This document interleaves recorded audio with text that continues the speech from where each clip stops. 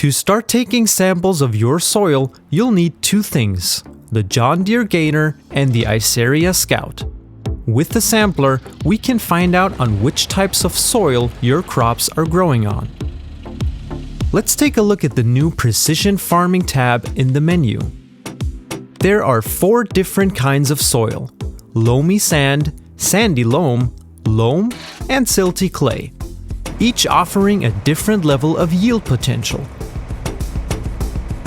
They will become visualized on the map after you've taken and analyzed the samples. The next step is to find out about your soil before you begin preparing the field. Samples are collected in the vessels at the bottom of the unit. Let's switch to the soil map and have a look at the visual impact of taking samples with a 25-meter radius. You can see the radius on the mini-map as well. This is the only indication for areas with samples taken. They're not analyzed yet. Since 1 or 2 samples won't give you enough data, you need to cover as much of the field as possible. Have enough samples collected? Press Z. Depending on the difficulty, the price of analyzing the samples will vary. When you get the lab results back, you'll see the soil properties on the soil map. Now you have the data. Not only are there 4 different soil types, you also have to take into account different pH levels and the content of nitrogen when improving your yield.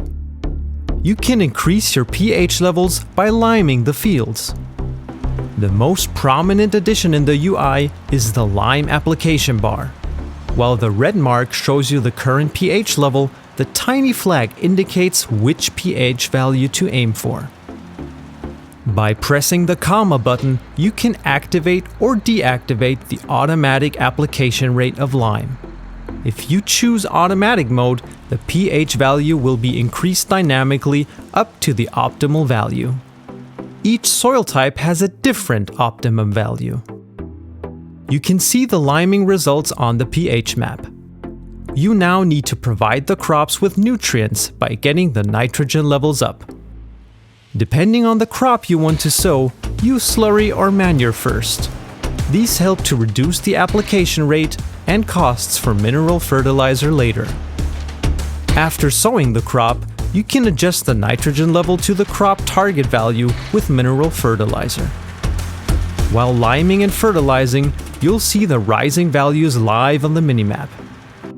After the usual field work, including the removal of weeds, the crops will soon be ready for harvesting.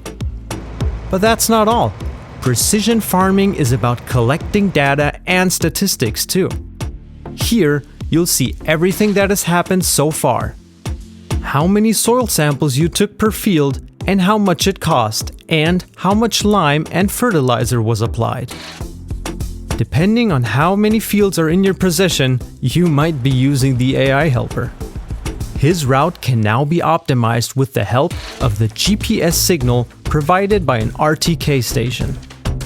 There are 2 different RTK stations to choose from.